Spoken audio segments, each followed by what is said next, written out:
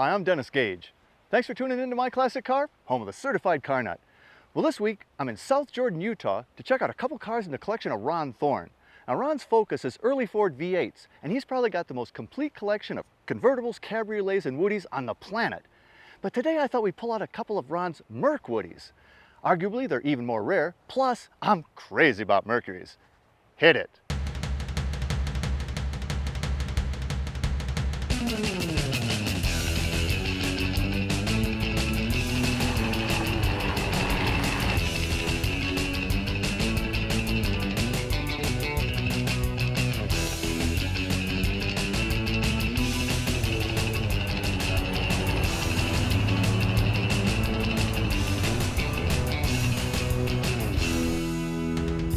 Well, Ron, great to see you, man. What a beautiful day and what a couple beautiful cars. Beautiful day, beautiful cars. Now, I know you're a Ford guy. He's Merc's Ford, but I really, these are a couple very special Merc Woodies, very rare. And they're the ones I wanted to bring out today. I know, these seem to be some of your favorite years, aren't they? They really They're my are. favorite years too. I love these old Mercuries. They're a lot of fun. Well, the cool thing about this car, and I couldn't actually believe it when you told me this, and when I saw it, I still couldn't believe it, but this is a completely unrestored original car, right? A 1941 Merc Woody unrestored. That's right down to every nut and bolt. It has original paint, original wood, original interior, even the original glass is still on it, so it's a very, very rare car to find a car in this condition. Now, this was the first year of the Merc Woody too, right? First year, Mercuries were built in 1939. That's when they were built by yeah. Ford Motor Company. They were launched in 39, and this car was actually designed in 1939.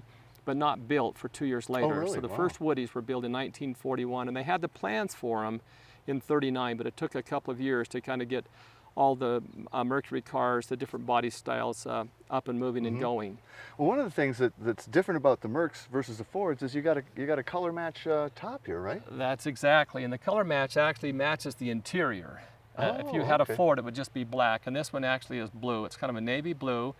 And it matches the exterior, but it was made to match the interior. Well, and like you said, it's actually a leather interior here, where the Fords were vinyl, weren't they? That's right. We got a leather interior. It's a very rich interior. This is the original interior that came in the car. And this is the original leather. Yes, original leather on this car. How about the way your, it was come. I mean, it's even padded armrests. Those have been redone, right? No, that's original too. If you look at them, you'll see the patina in them. I know it's hard to believe, but Unbelievable. that's the way it came. These people didn't even sweat. Yeah, it's a low mileage car, only 43,000 miles. Well, the dash is actually though fairly simple, but it is 1941 too. 1941 dash. They'd only been in business a couple of years, and as the Mercuries progressed, the dashes did get a little nicer, but this is the way they came. Now, you've got the original wood grainings faded a little bit on the dash, but that cream-colored band through there, is that plastic? That's plastic, That's the original. Man, well, and what I always loved about Woody is, of course, the wood headliner. It's just beautiful. It's real refreshing to see a wood headliner like that versus having material or cloth or a steel headliner. Well, can we open up a back door too? Absolutely, let's do it. A lot of room. Yeah. Now it's set up right now for 1, 2, 3, 4, 5, 6, an 8-passenger configuration, right? 8-passenger, hold a lot of people. This is built for a large family, but you could also, the uniqueness of this is you could take out any combination of these seats because they would just fold and slide right out, and so you could actually have it like an 8-passenger.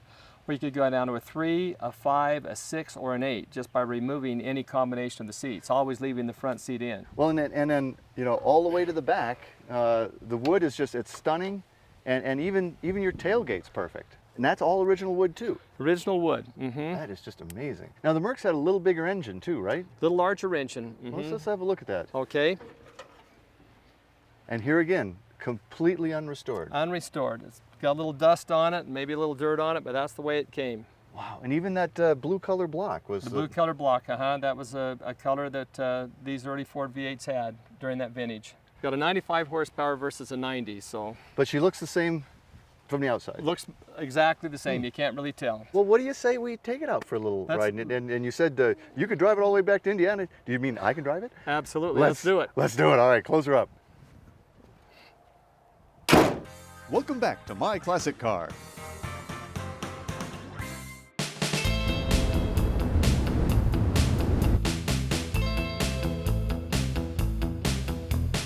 She runs like brand new. Yep, it does. Powertrain's incredible, isn't it? Oh, it is incredible. Shifting, braking, suspension, steering.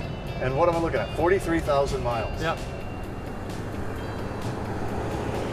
It really feels like a brand new 1941 car. There's just nothing like an original old car. You get a restored car, and a lot of times when you take them all apart and disassemble and dismantle them and then try to put them back together, they just don't seem to run. They're never the same. They're never quite the same, are they? No, there's rattles and stuff that you can't get out of them, and they're only original ones. Yeah, that's right. Don't seem to get all the pieces back together in the right spot. You get through and you find that one with a bucket load of pieces, you don't know where they went. And even the best restoration is that way. They're just not the same. I just love the wood headliner. You look up there and again you get that lake feel. I feel like I should be going to the lakes. It's really got a patina look inside, doesn't it? Yeah, it does. Grandkids call this the Woody car, the wooden car. They love to go in the wood car, they call it. Yeah, this has got to be a hit with kids. Yeah.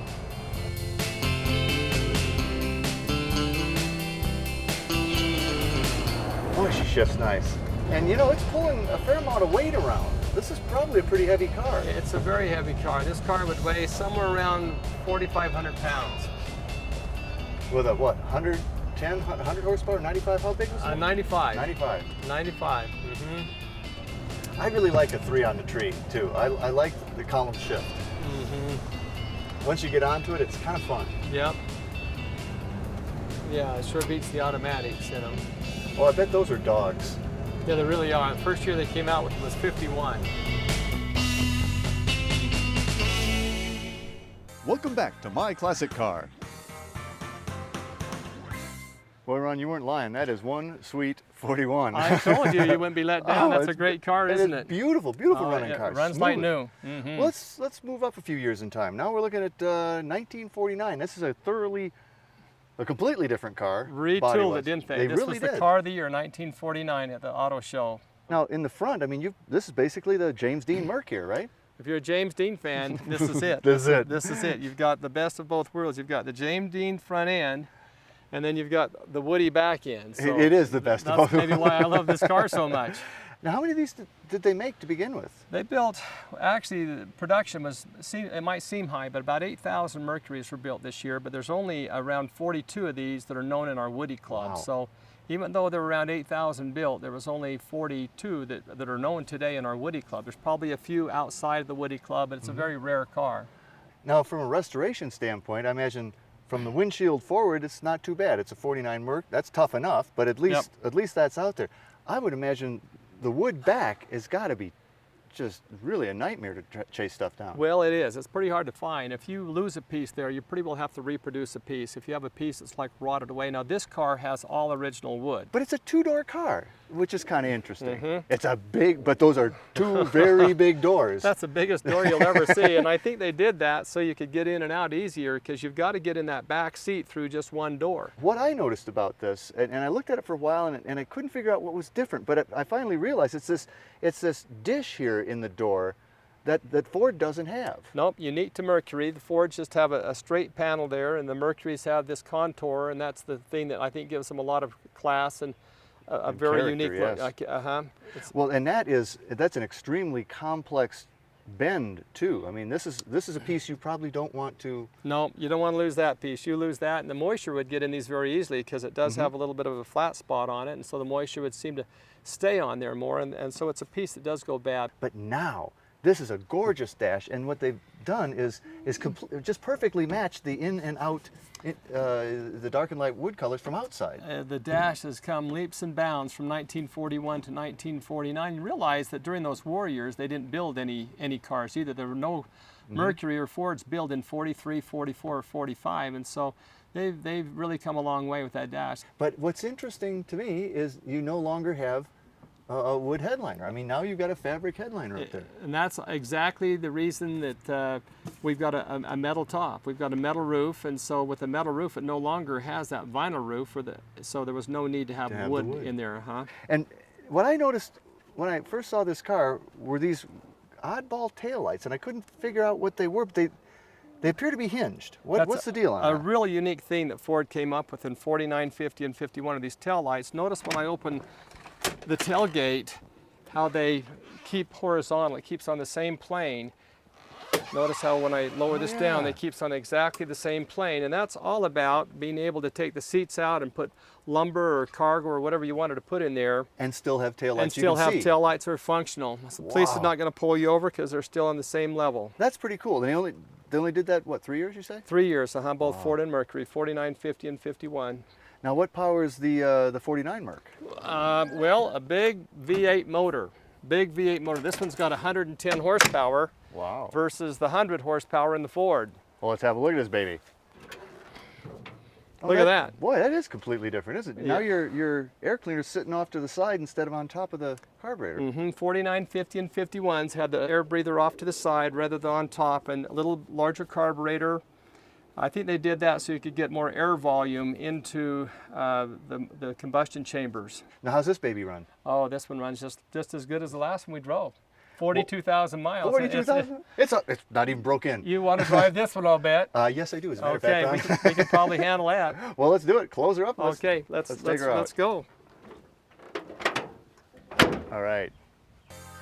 Welcome back to My Classic Car.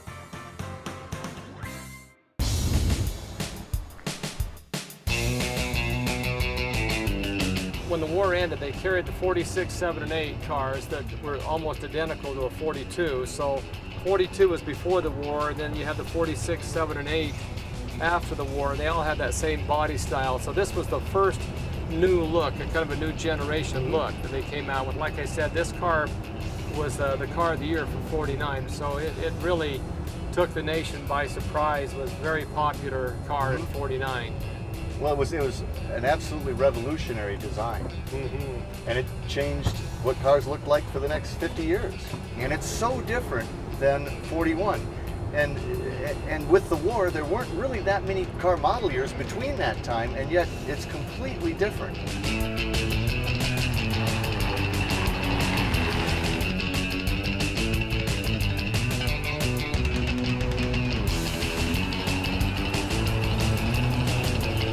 Is the car not only looks good, but I mean you can tell the drive of this car. This car drives incredible. It's a tight car. This car only has 42,000 original miles, and it runs and steers. The braking, the steering, you can tell the steering on it.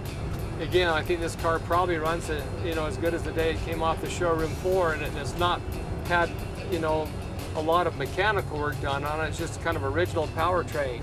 Yeah, I'm finding with this and with the 41 that as you're going along, you're not constantly correcting. You're not correcting for the wander. Yeah. It just tracks real straight. The Mercury was a little higher grade, higher end car.